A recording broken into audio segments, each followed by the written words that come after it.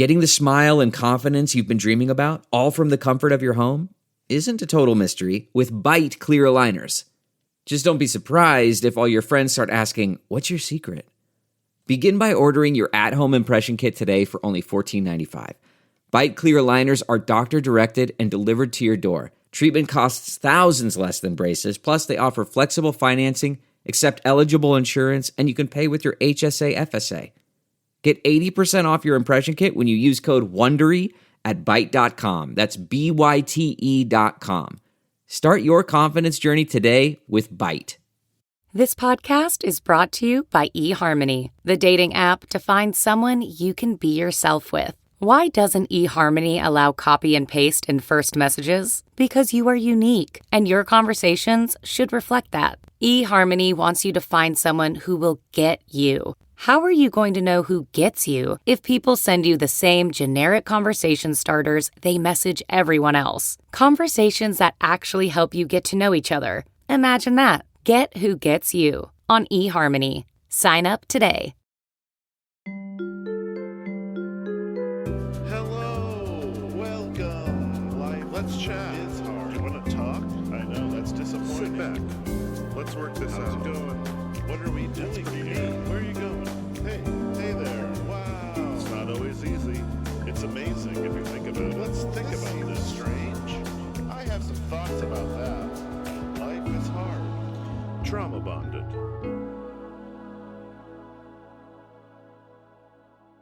I have a question. Yeah. Why is our identity so wrapped up in sexuality?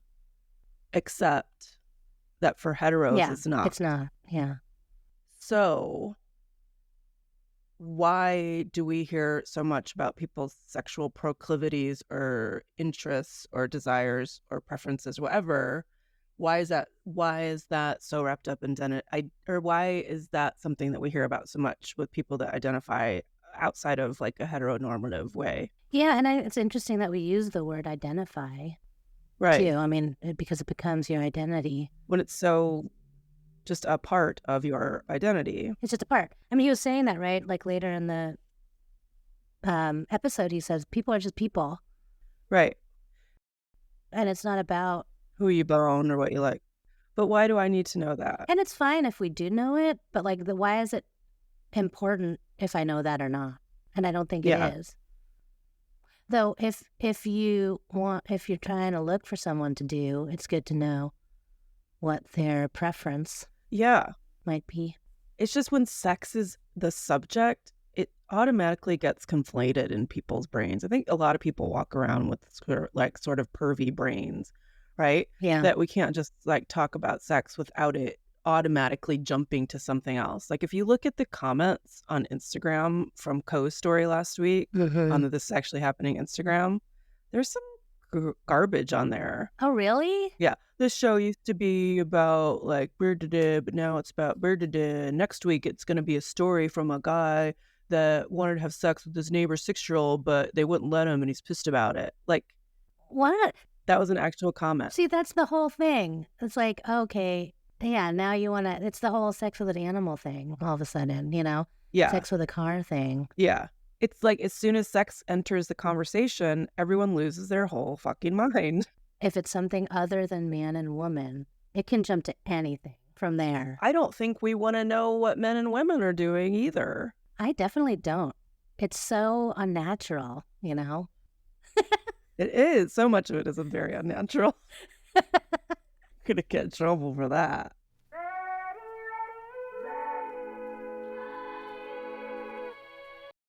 Welcome to Trauma Bonded. I'm Elly Westberg here with Therese Garcia. Hello, hello.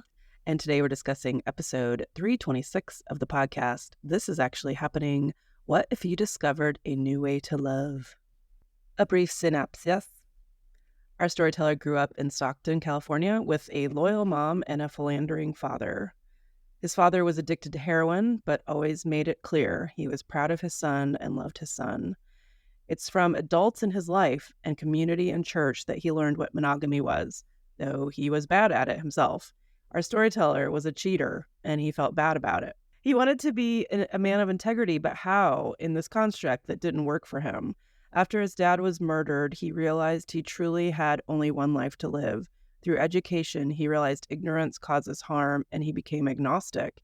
He began to change his thinking around the LGBTQ community. He found his way to an online forum and discovered polyamory. He ate up all of the reading he could on the topic, and his wife joined him in this new way of living. He's Black and poly and proud, an educator and advocate. He has shed a strict black and white view of humanity and sees the gray. He shed his own shame. He aims to operate in true, unconditional love. And full disclosure, I'm the showrunner for This Is Actually Happening, and T knows nothing about anything. She comes in fresh. And this show, Trauma/Bonded, is for the listeners, a space where we can talk about each episode, digest it, and reflect on it with empathy and also a bit of levity. That's Trauma Bonded.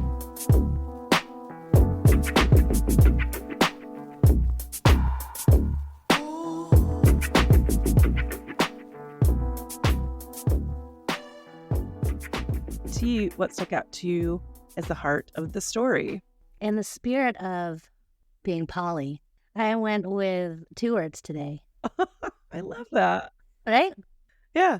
And it's something that he said really that just really resonated with me as a monogamous person as well. And that is individuals together. Go on. He was saying that's what he learned when he came into this polyamory, was kind of that idea. And I love that because even in a monogamous relationship, I think it's important to be individuals together. Yeah. Right? We're a unit. We're our own little community. But we have our own individual things.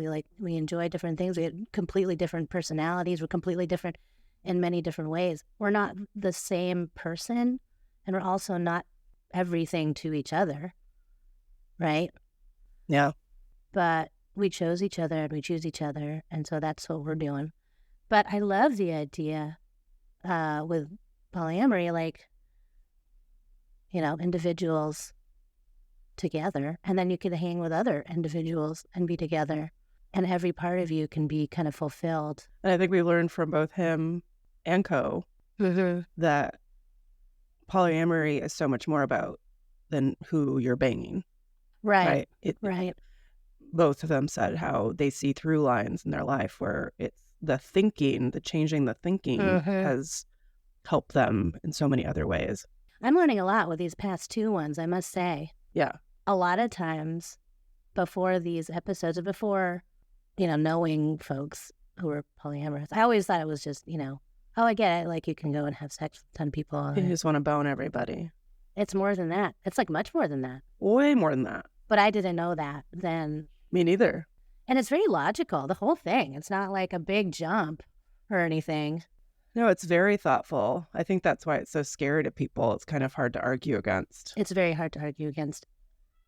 And for me, it feels like a lot of energy, but, Yeah. Some people got it. Some people got that. What's your heart of the story, Elly? Funny you should ask. Oh. So our storyteller was socialized, raised into, taught, modeled monogamy, but his true self is polyamory. He just had to discover it or uncover it in himself. And it just made me start thinking about, we may think we are who we are because we've decided on who we are, but how often is that really true? How often has someone else or another institution chosen for us? Who are we really if we've not decided it for ourselves? It's important to question our beliefs and toss out what doesn't work for us and forge our own path through education, reading, and experiencing other people's and places. We might just find something that finally feels like it's truly us. Yeah, I love that. And, he talks a lot about how he's a student. Yeah. And I think that's the way that we should be. We should always be learning. Always. Right? And questioning. What are these beliefs that we show up with? Where did they come from? Why are they there? Are they truly ours? Yeah. Did someone give them to you? It's scary, I think, to analyze. But in order to live a life that's truly yours, you have to. And it might be hard and hurtful, and you might have to kick against things that you've known your whole life. But to stand in your own truth, I think, is true freedom. Oh, yeah. I mean, if you grow up in like a tiny town and there's only one way, people do things all the time, and you don't have a lot of access to anything, you're not exposed to anything outside of the quote unquote norm. He's like, oh, yeah, that's me.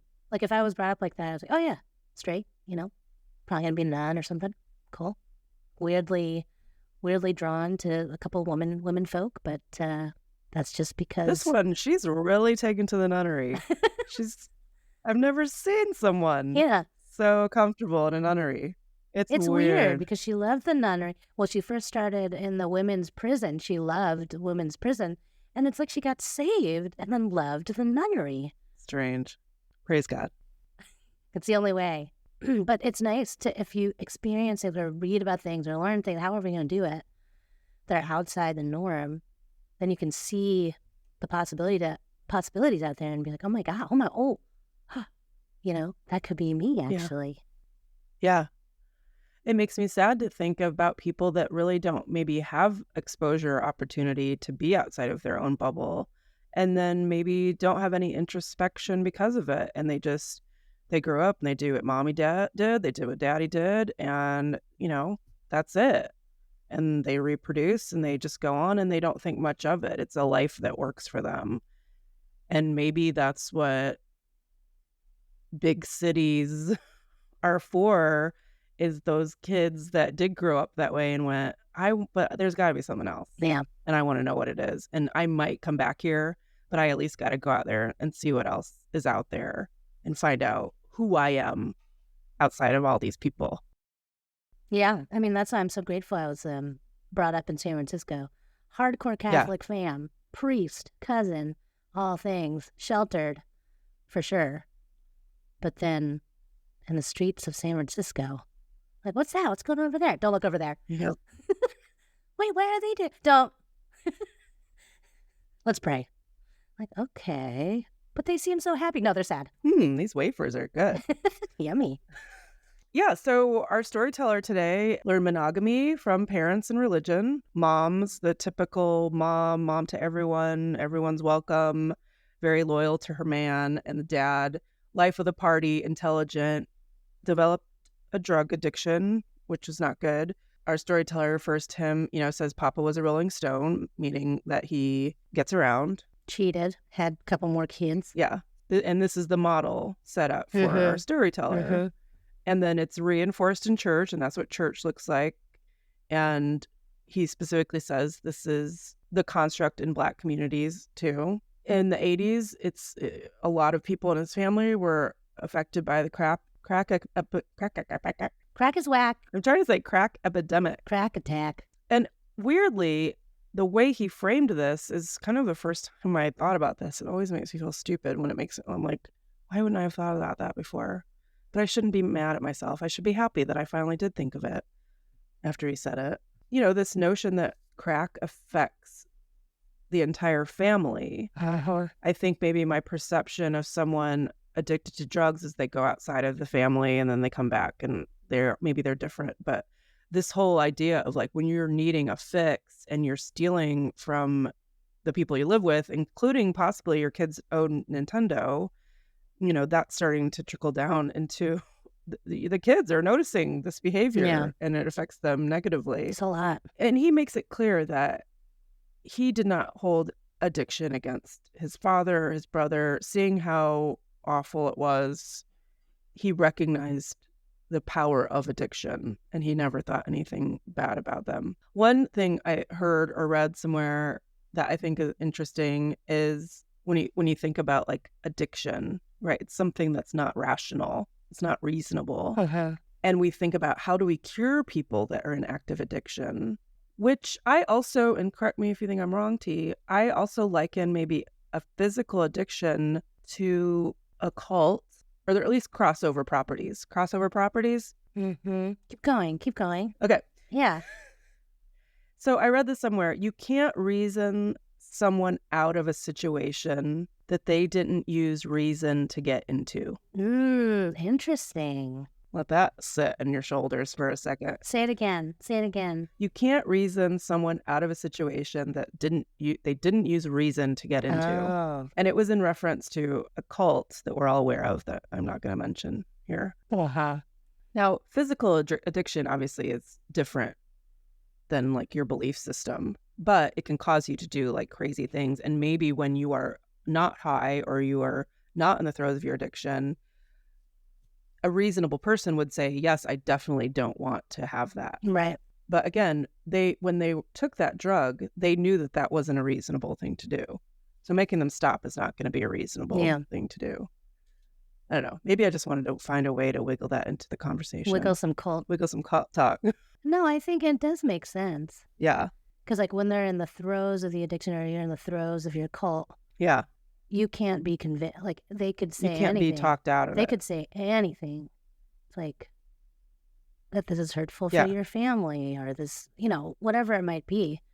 And it's like, I gotta have my fix. Yeah, I gotta. And that's cultiness too. Yeah. It's like, I gotta, whatever they're saying, I gotta believe. I'm into it. I want it. I believe it. Yeah. I think it's the same sort of dopamine hit, maybe.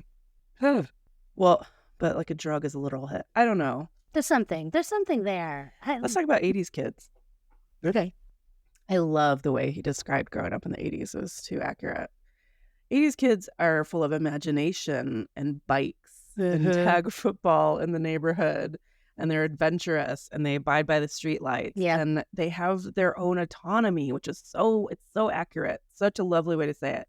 And their only inevitable is that they have to go to church on Sunday. It's the worst. And it is this thing that just like looms in the back of your mind. Like, now, I went to some long church services. 6 hours? I never went. I mean, I'm sure I have been to a 6-hour church service, like a revival or something, but it wasn't But he went to multiple.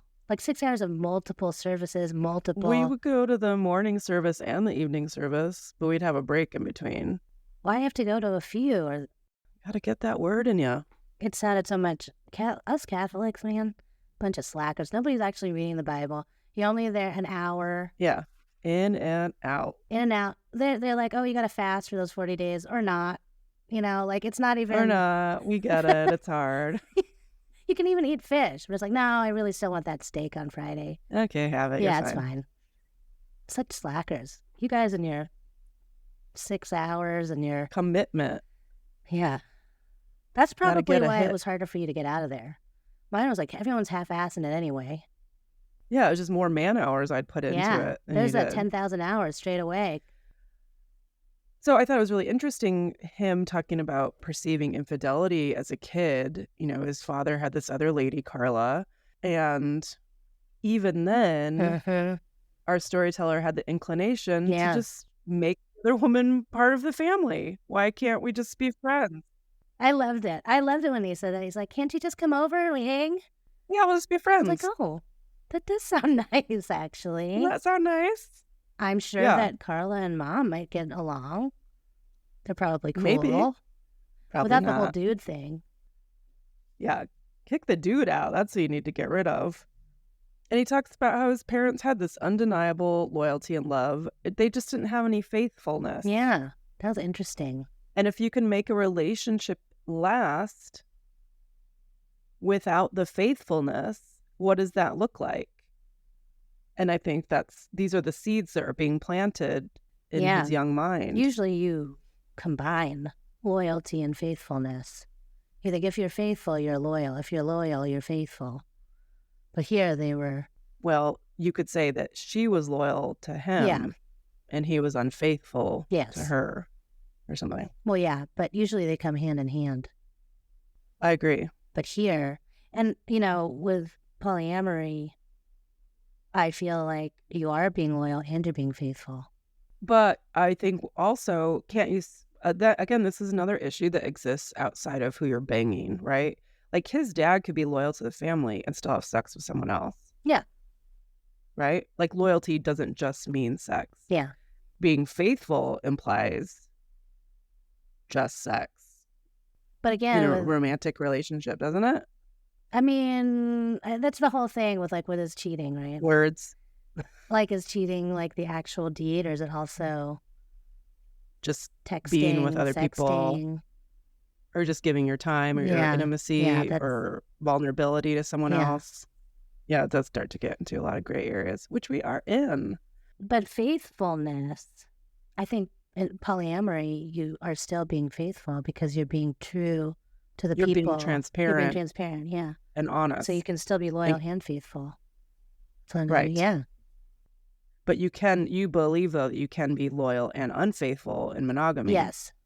Yeah. It's math. It's kind of mathy. Yeah. I like it. So, he talks about this one time he had a yelling at his dad and he accused him of being a leech, which felt right in him saying. And that was sort of how it goes. Otherwise, when the dad was out of addiction, he still heard, I'm proud of you, son, and I love you. But he sees, that it's a bad drug or that it's an addictive drug when you are a dad who does it with your son or you're a son who does it with your dad. Yeah. That's some fucked up fucking drug. That you can do it with relationships like that. It's wild to me. Yeah.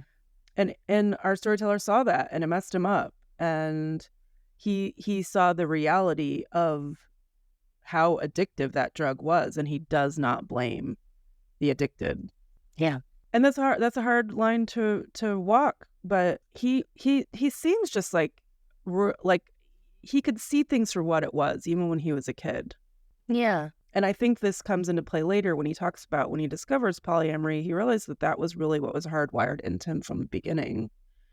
When you have these ways that you perceive the world and people are telling you other ways that you're supposed to live it, and the two do not go together, you owe it to yourself to find out how to rectify that within yourself. To live in confusion is no way to live. Grew up in Stockton, lots of gang activity. Even this. And even then. Even this, right? A lot of work. Well, this is a lot of work. This doesn't make any sense. I like this dude. Why am I going to do that? We're going to be mad at someone for the colors they're wearing? That seems excessive. That's so weird. That's not right because, we're black and it's, weird. Yeah. Are we saying, I don't understand why we're doing this? You're going to beat me up and I'm going to beat this guy next to me up and then you're going to send me out to commit crimes for you? I don't think so. It doesn't make any sense. It absolutely doesn't make any sense to me either. Or let's do good for people. Yeah. Why can't we have a Ninja Turtles gang or some sort of Marvel gang in the real world? Just help people and we can fight crimes. Another kid where, thank God for 80s TV shows and movies. I was like, me too. Another kid's brave. Me too. Me too. Yeah. Mine was Who's the Boss. Thank God for Who's the Boss. Right? There's a phantom person, the person's not taken. Choices up to you, my friend. Life is long, but you might have waiting for a brand new life. Brand new life. Brand new life around the bend. Dude, while I've been at my mom's, she has cable, of course, because she's a boomer. And she's got a one channel that's just Family Ties. Oh, really? Oh, my God. They started episode 1. They play all 6 seasons or however long it went. And then they just started over again. I love that. I love it, too. I love Family Ties, I must say. Me too. Sit, Ubu, sit. Good dog. Ruff. They discovered porn tapes, and this is how they start to learn about sex. Yeah. It's erotically whimsical. I think it's kind of strange to watch porn tapes with your brother, but I don't know. I think, again, it's the whole thing. Boys. I don't understand the boy thing and the teenage penis. And then running around in the locker room thing still like that and this. I don't get it. I think we're scarred from hearing about that. What is this? Why is this happening? Your brother is reading you erotica from Playboy. I don't know. Yeah. It's kind of strange, but whatever, boys. I don't know. It's his virginity, which is the name of my next band, 2 Pumps in a Bathroom. Yeah. Terrible. It makes me sad. No one should lose their virginity in a bathroom. I was like, wow, okay, great, beautiful. What a beautiful thing. He has a kid young at 18. Now, this is really fascinating. He is resentful to the mom for having the kid. He says that he has bitterness to the mom and his daughter, I believe, his first daughter. Because why? Because he believes that he only wants to have a kid in this world if they're born with a silver spoon in their mouth. I mean, he wanted a better life for his kids than what he had. But he wasn't set up for that. Also a great 80s TV show. Truth. Silver Spoons. Yeah. It's strange to think that you have bitterness because your kid wasn't born into a situation that you caused them to be in straight away. It doesn't seem like a fair balance. Right. I mean, he has some responsibility there, I think. Right. Kid didn't ask to be born. Lady didn't get pregnant on her own. Yeah. Like, let's take definitely some not the kid's responsibility. fault. I think it might be the two people involved. Yeah. Pumping. 2 pumps in a bathroom. So he more or less, developed this adult life of sort of cheating and lying. And he talks about being Black and religious and what that is in that community, that there isn't such a thing as polyamory. In the community that he grew up in, that infidelity is prevalent. It's male dominated. The man is okay to get around because I'm a swinging dick. And if the women want to go outside of the home, then they're a hoe. They're a hoe, though. They're a hoe. Okay, makes sense. Yep. And if you are faithful, if you manage to be faithful to your wife for the long haul, then you're just looked at as a special unicorn. Like, so amazing. Wow. So it just feels like it's just sort of accepted. No one likes it, but it's accepted that way. What did you think about this part, T? I see it in many cultures. Yeah. Right? Old school kind of cultures, that the man can be free to be and the woman can't. And this is demonstrated in most modern religions, I would say. Oh, yeah. That men are allowed one set of rules and that women must adhere to something else. And religion is what is driving or forcing monogamy on its people. But the men, they operate in that structure, but just don't abide by it themselves. So they preach it, they demand it of their spouse, they teach it to their children, they preach it from a pulpit, but they don't require it of themselves. It's just for everyone else. Yeah. Which is the kind of the way that patriarchy works, generally. Yeah, hypocrisy. Yeah, rule for ye, not for me. Yeah. And he really sees few what he would consider good, healthy relationships. He doesn't want to make women cry. Yeah. He saw how his mother and aunties would react to his father's infidelity. He doesn't want to see that.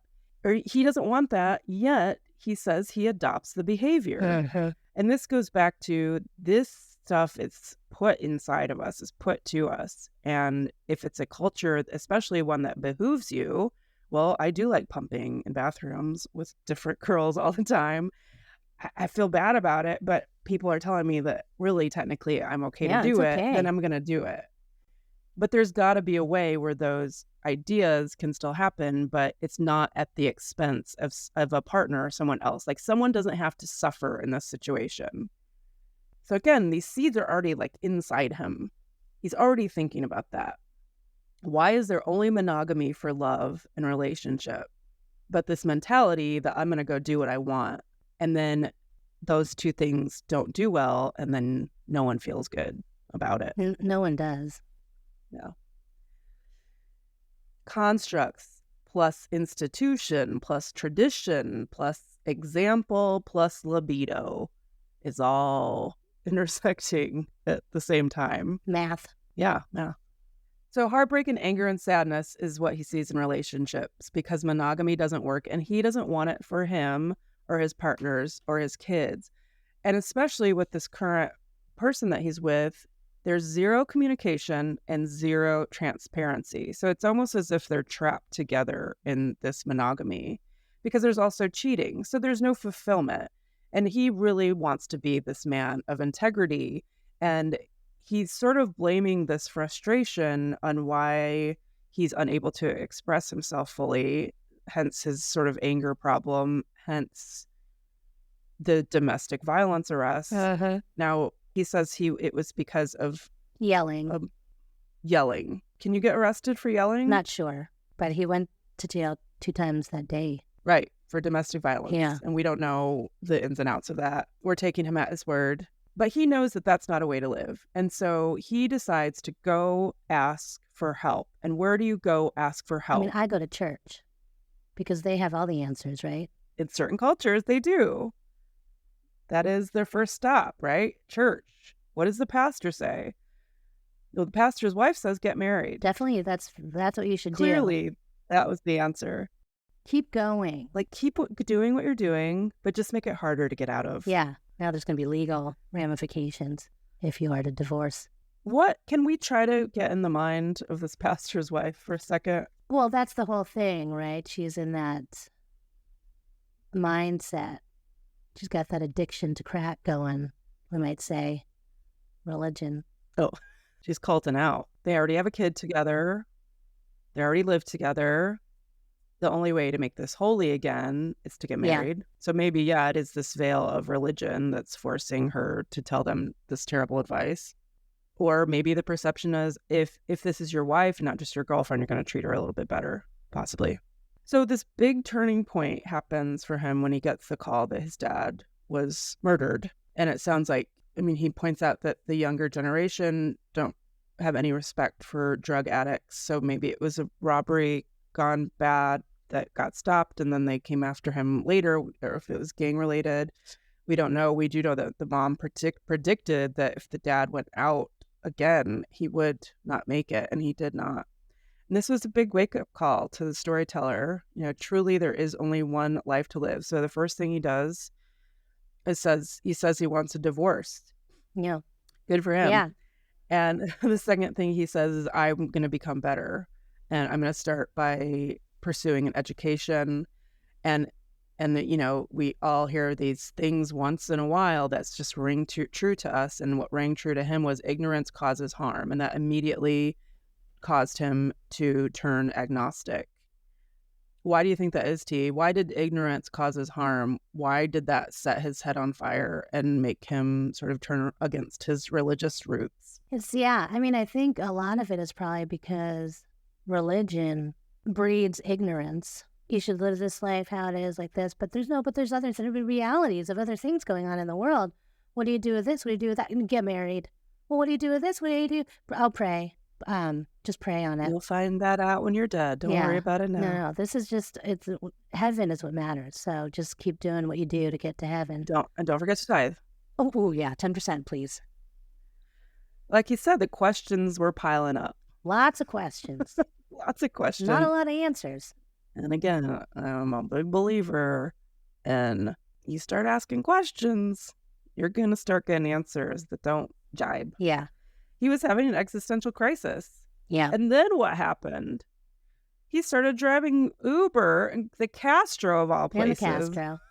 That'll change your life. It's like he was asking to be changed. Even if I decided to do Uber in the Castro, that would change my life no matter what. He believed that gay people were going to hell, and he didn't understand why they would choose a lifestyle that sent him to hell. I also have been in that belief system. It's a terrible place to live. Thanks, Steve. Yeah. And as soon as you meet a gay person, it goes away. Like, It should. Oh. Oh. That's sweet. What did I think it would be they're like? They're people like me. And he also, again, he's very logical. He saw these are people that are struggling just to be recognized as people, just like Black people have struggled to be recognized just as people. Why don't we have kinship with each other? Why are we against each other? Let's team up. And like I said last week, you play by the banks of the river long enough, you're bound to fall in. And that's what was happening to him. All of these veils of self-belief that were given to him from something else just started falling away, melting away. Were being ripped away, ripped off his eyeballs, ripped off his soul. And he's really, truly seeing life and people from his own true individual perspective, not anything that someone else has told him how to be. He finds a new wife, And this is the first time where he's decided that he's not going to base success of a relationship on its longevity. He wants the success of the relationship to be based on the experience itself, which I think is just such a long way to say it. Because oftentimes when we think about relationships and we see like, you know, grandma and grandpa, oh, they've been together 65 years. Like that means nothing to me. I'm looking in her eyes going, yeah, is she happy about that? Yeah. That this guy didn't die 30 years ago? Yeah. Not about the longevity. It's about the experience. And they went 10 years fully monogamous. And he didn't say it expressly, but I'm assuming he means that he did not cheat. He was not unfaithful. And he thinks that 3 things were important for that relationship. 1, transparency, which is so hard to do, to be fully transparent about how you feel about everything.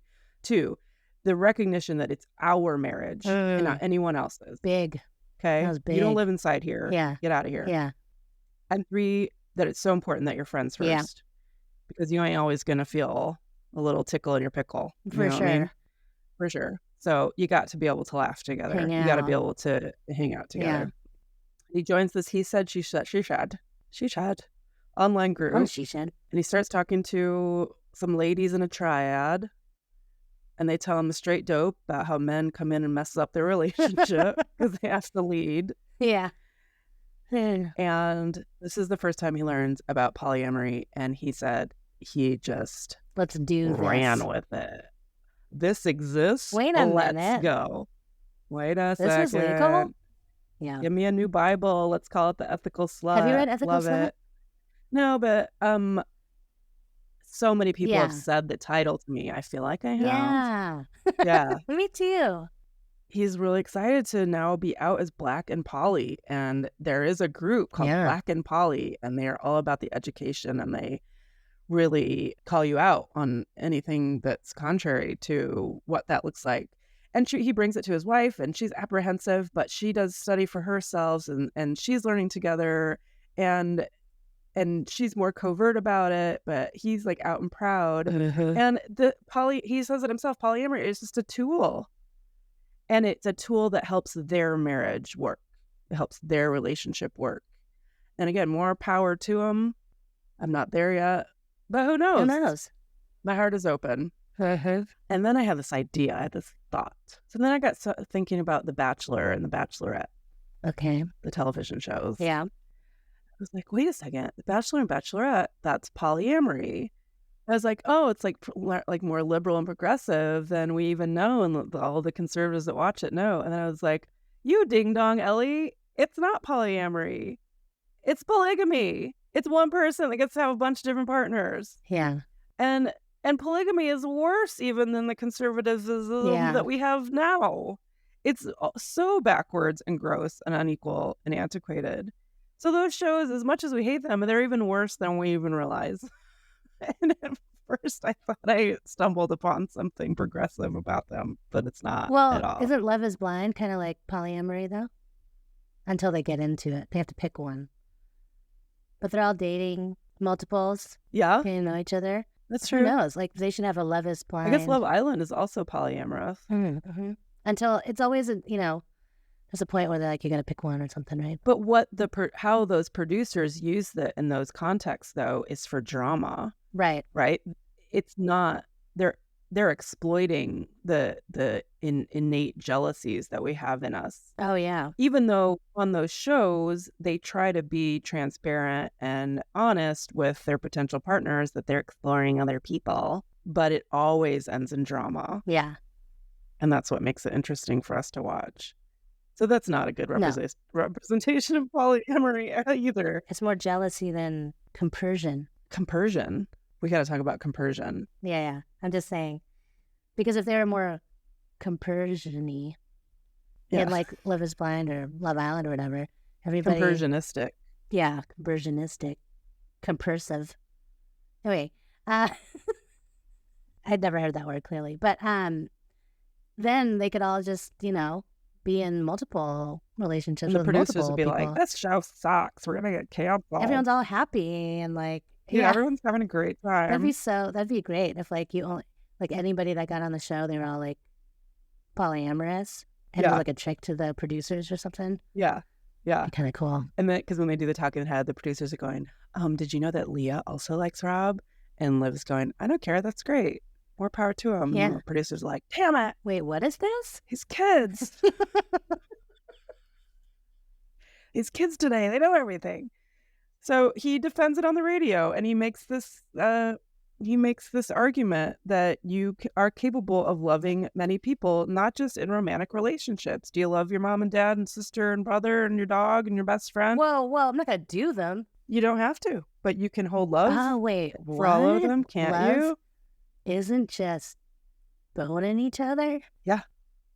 Now, you and I have an ego problem, and that's why we don't think we could do polyamory. Why are you putting that on me? You said it last time. Oh, being the favorite or whatever. You're the favorite. Yeah. And I feel that too. I just didn't say it last time. And it's like, and if I'm not the favorite, then fuck you, I'll be alone. How about that? So he realized that this whole polyamory thing is hardwired in him. It fits him perfectly.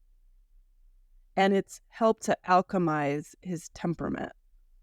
And that just means drastically change. Yeah. There's nothing toxic. There's nothing tragic.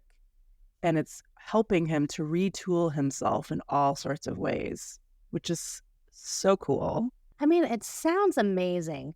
But I will say, isn't there a little bit of jealousy here and there? OT. I mean, you're not just OT. like, oh, I want to hang out with my guy tonight, but now he's hanging with his guy. You know? You're not going to feel a little jealous? Did you just beat it down? Or what about this? You like work out everything. Let's say like Scott's going to go out on his date, and I'm like, don't be late. You know, I know that I won't do merengue dancing with you, but I know that you love it. Or we can make it more specific to Scott. Like, I'm glad you got a girlfriend so you can go ride roller coasters with her. Like, that's wonderful. Like, go do that. And like, I'm going to sit here and not do that and watch reality television shows that you don't like. And maybe I'll have a boy over to watch them with me or whatever. And then we'll talk about it later, right? And then he gets home and he's like, oh my God, we went on the crop duster like 10 times and she loved it and whatever. And I'm like, oh, that's great. And then he goes, we're going out again tomorrow night. That's when I would go, wait, what now? What are we doing? Like a everyday thing now? Or are we doing like a once a week thing? What are we doing? So this to me is where polyamory gets difficult. Scheduling. Because is that what you're saying? In theory, the balance of it. Yeah, the timing. In theory, I could be okay with it. But if he starts to show that he's interested in someone else and the time starts to get skewed, I'm going to start feeling ways about it. Yes. Right? But at the same time, the whole point of it is sexual freedom, right? So I don't want... not just sexual freedom. Freedom, period. Freedom, yeah. So, that's what I'm saying. I want him to do what he wants to do. And if he wants to see her again and doesn't want to see me the next day, I should let him live like that. But isn't that is going to make me feel bad? Aren't you going to have feelings about that? It's not like... I think so. Like, just because you're polyamorousing, you're not just like, I have no... All of a sudden, you're a Zen Buddhist. There's no ego. Yeah, I'm like above... I'm just feeling, like at all. You're not going to feel a little. Like, I'm sure there are times when, like, a secondary becomes a primary and the primary becomes a secondary or something. Yeah. Is there conflict? Yes, right? But I think that's what the communication piece is. There's more open communication. And what if Scott, like, easily found this chick that he likes to ride roller coasters with and bone, and I haven't found someone else to hang out with. Am I gonna feel? Is that gonna make me feel insecure that he's able to have a secondary and I'm not? Well, same for you. Maybe that month it's like that, but with you, it's like, oh my God, now I've got all these guys wanting to watch reality shows with me. Yeah, I've got like 6 dudes here watching the finale. Nobody wants to do roller coasters. Yeah, and he's just like, this is the worst. He's like, you're gonna fuck all of them, and I'm like, yeah, I'm gonna be very sore. Yeah, eventually, and like, can't you go do your roller coaster thing? Yeah. And he's like, it's December. Yeah. There must be feelings. It feels like as much as you can talk about it and be honest and open about it, there still has to be a balance that exists. And it can skew, I think it could easily skew one side where the other person starts to feel way about it. I don't know. I just know how I can be and I am afraid of it. So, Yeah. so he talks about this female monk who I didn't catch the name of. I don't know if you know her. Is it Tenzin Palmo? Oh, Tenzin Palmo. Okay, I found her. She's a spiritual teacher, Research alert. Tibetan Buddhist monk. And she talks about how attachment can cause harm. And in the way that she's meaning, I think this is the way that Mariah Carey means it. Like, if it's a butterfly, set it free. And if it was meant to come back to you, it will. If it doesn't, it was like not yours to begin with, whatever.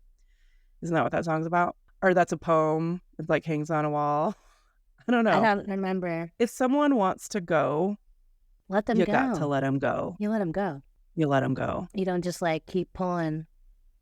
Don't let them And go. honestly, the more you try to pull them back, the more they're going to want to go. It's a hard truth to accept, but it's a really healthy one. I think that works for any relationship, doesn't it? Oh, I think it's so important. He talks about creating this atmosphere for trust to survive. I think it's so crucial in every relationship you have. It's so crucial. If I react to you with judgment and disdain and yelling and bleh every time you come to me about something, are you going to want to keep coming Not to really. me about something? I don't think so. No. But if we're in the trust tree and you know that you can tell me everything and you've told me some hard fucking shit and I reacted kindly and in peace and in wanting to work it out together, you're going to be more willing to want to come talk to me. It's so important. If people that unfairly fight, like, you know, being with a bad breaker upper, like, you know, if you break up with them, they're going to key your car. That's not a person that can be in a good relationship with people. I doubt that person that keys your car is also going to create a trust tree where trust can survive completely, because they're probably really, really hard to fight with as well. Talking about Scott again, one thing I love about him the most is that we fight really well. We fight toward resolution. We don't fight to hurt each other more. We don't fight to belittle each other. We fight to find where we can have common ground, where we can compromise, where we can, we fight to see the other's point of view. Yeah. And that's big. It's huge, you guys. Huge. I cannot explain this enough. If you have this with a person, don't let them go. It's rare. It's so important. Let's talk about compersion. Compersion. Opposite of jealousy. I typed it to someone and iPhone did not recognize it. No, my phone didn't recognize it either. Interesting. Like, and I looked it up. But it's there. It's out there. My phone didn't recognize it, but it is out there. It's recognized. And it is mostly talked about in poly communities, but it can be met in with your friendships or other relationships too. It's just that general thing of like, if you get a promotion and it has nothing to do with me and it has nothing for my anything, I just feel happiness for you. That's compersion. I want to be compersion all the time. I want to be compersion all the time. Yeah. Whereas you might say you got a raise or something, maybe that makes me feel jealous and like competing with the Joneses kind of way. Well, why is T get a raise? I haven't got a raise in 5 years. You know, that there can be jealousy amongst neighbors, friends, family, etc. But there could also be compersion. Glad for you, T. You deserve that. Or you didn't deserve it. I'm still glad for you. You know, and mine's going to come one day. Fingers crossed. You know, I think we could all do with a little compersion. I want to be a compersion for sure. I'm going to work on it. Yeah. You're compersion-full. I try. Yeah. It's not that hard for me. What? I feel compersion that's not hard for you. Like everything just comes real easily to you. It's not that side-eye. It's not that side-eye just come through. It's weird. And through understanding compersion, again, this is making him like a better person. He can help shed anger issues. He's being more vulnerable. I mean, he keeps his anger, but he's not operating in anger. I think it's important to keep your anger healthy. I think so. Anger, I think it's good. Polyamory helps see gray areas, spectrum for people, help them shed shame. And now he wants people to feel safe in his presence and for them to be themselves. And how often do we want to change people when we get with them? I know I'm guilty. And it's kind of an abrupt ending, but I liked it anyways. Yeah. Unconditional love is dope. Let's leave it at that. Well, he gave all his list of things that he is. Did you notice that? The things that he's into? Well, he's like his kinks and stuff. Yeah. But yeah, he's like, I'm polyamorous, BDSM, a switch, like loves to get pegged, right? I love that. I love that. All of that was great. Check. Scott won't let me peg him. I'm sorry. And I really want to. Okay, let me end this. Yeah, okay, fine. Thank you for listening. This has been an episode of Trauma Bonded. You can find our show where podcasts are kept. If you like us, please rate and review us on Apple or other places. Rate us 5 stars and write, like it, love it, wants more of it. That's it. It takes seconds. Thank you to everyone that's rated us. Thanks to our storyteller for sharing their story and giving us the opportunity to talk about it. To seek out info about the Modern Family Institute, to donate to help advance our work, or get engaged, please visit modernfamilyinstitute.org. Thanks to the This Is Actually Happening team, including Whit, Missildine, and Andrew Waits, and to the maker of our music and website, Nathaniel Shamboli, and thanks to Cathy's site. Oh, wow. Thanks, Kat. Oh, Cathy, for editing this episode, and Katie Capel for building those Instagram posts. You can contact us at traumabondedpod@gmail.com. Find us on Instagram at traumabondedpodofficial, or visit our website, but there's no really reason to. We are trauma bonded. I mean, to the website. It's fine. You can listen to the episodes there. I don't know. I think, yeah, it's fine. Good sell. And you guys, I'm sorry there hasn't been another storyteller update. Comments. Maybe we should do comments. You mentioned something It's too. on my list. We need to do comments. I think we need to build in a thing where we do comments from the week before. Okay. Well, okay. Well, maybe. yeah. But we'll talk about it. We'll talk about it. We've got some artwork coming out. That's been in the works. Is it going to be on merch? Probably not yet. But if you want to download the artwork and put it on a tote bag, you feel free to do that. Take a picture, Let us know. Artwork forthcoming. We are trauma bonded to the story, to the storyteller, to the listeners, and to each other. Thanks for spending time with us today. I love you, T. Love you, Elly.